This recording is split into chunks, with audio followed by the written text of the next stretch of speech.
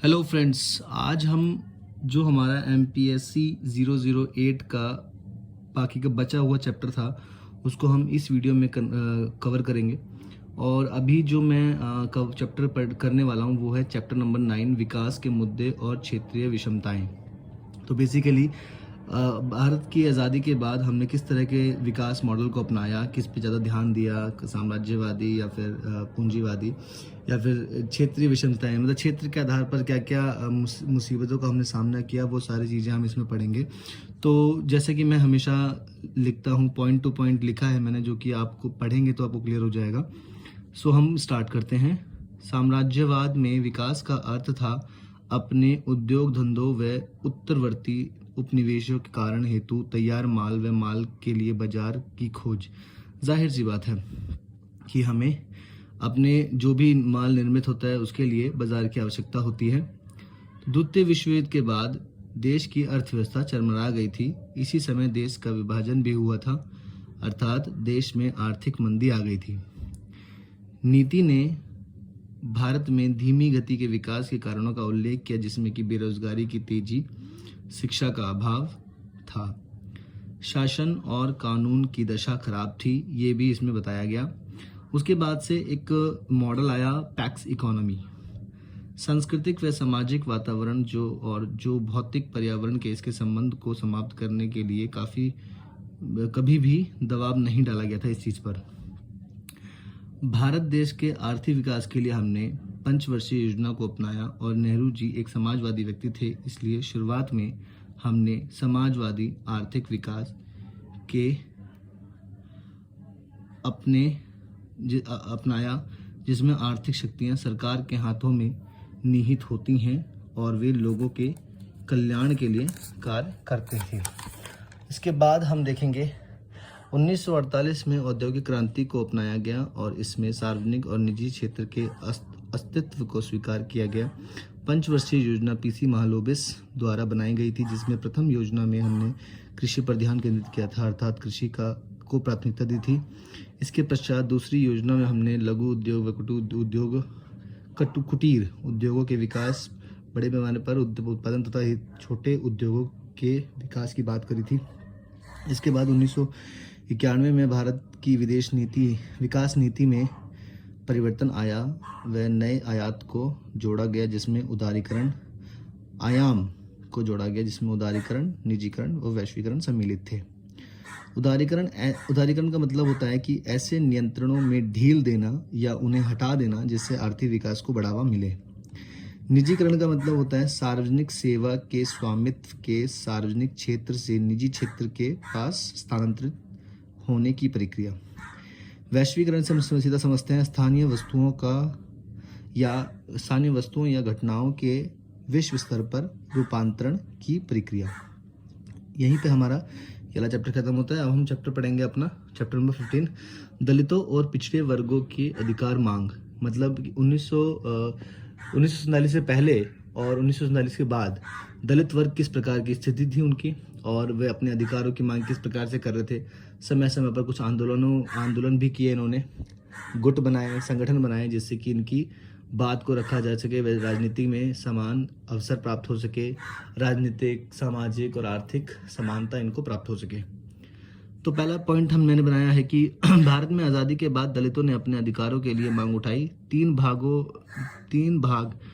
भाग में इसको बांट सकते हैं। पहला भाग है भारतीय रिपब्लिक पार्टी का दौर, दूसरा है दलित पैंथर जो कि 1972 में बना था उसका दौर, और बहुजन समाज पार्टी का दौर। 1900 के बाद दलितों के विकास का उदय माना जाता है। पिछड़ी जातियों की सार्वजनिक आर्थिक स्थितियां अस्तित्व में अखिल भारतीय स्तर पर इन जातियों द्वारा गुटबंदी की गई, जिससे इनके लिए सामाजिक, राजनीतिक, आर्थिक न्याय की मांग के लिए सरकार पर दबाव डाला जा सकता था। जमींदारी प्रथा का उन्मूलन करा, भू स्वामित्व का संवेदन, हरित क्रांति, इस तरह की क्रांति से इन जातियों को मजबूती प्राप्त हुई।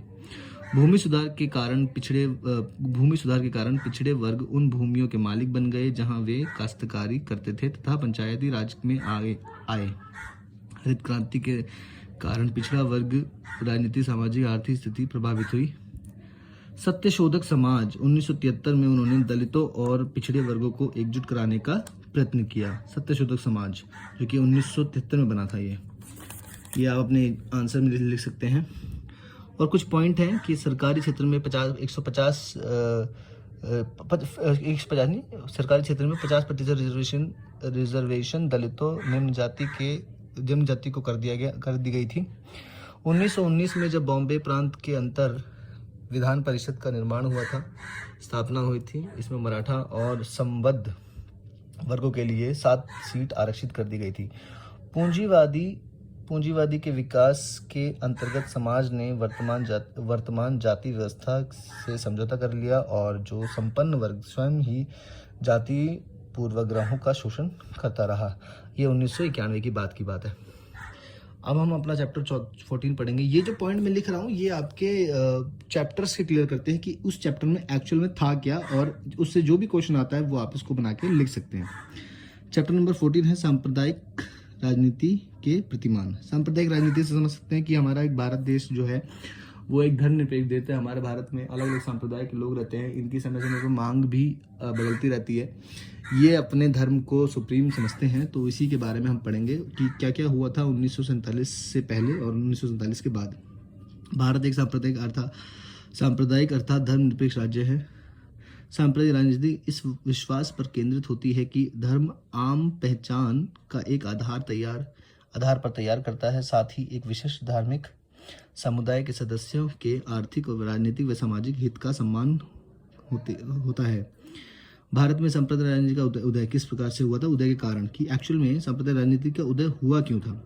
अंग्रेजों की फूट डालो नीति करो, बंगाल का अर्जन 1905 में जो हुआ था।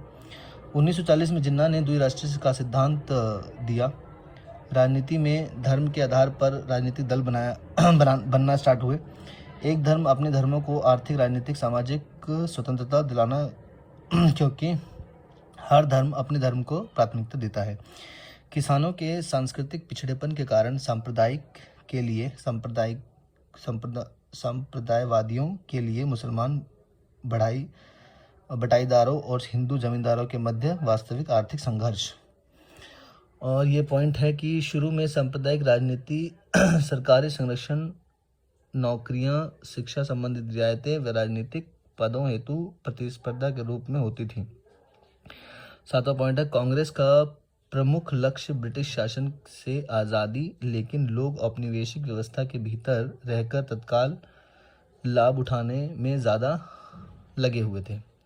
तो इसके बाद हम अपने चैप्टर नंबर 8 को पढ़ेंगे, जो कि सबसे इम्पोर्टेंट, इसमें चैप्टर नंबर 8 में सबसे इम्पोर्टेंट है छत्तीसगढ़ के बारे में, कि छत्तीसगढ़ की मांग क्या थी और ये किस तरह से परिवर्तित हुआ। तो इसके बारे में हम पढ़ते हैं।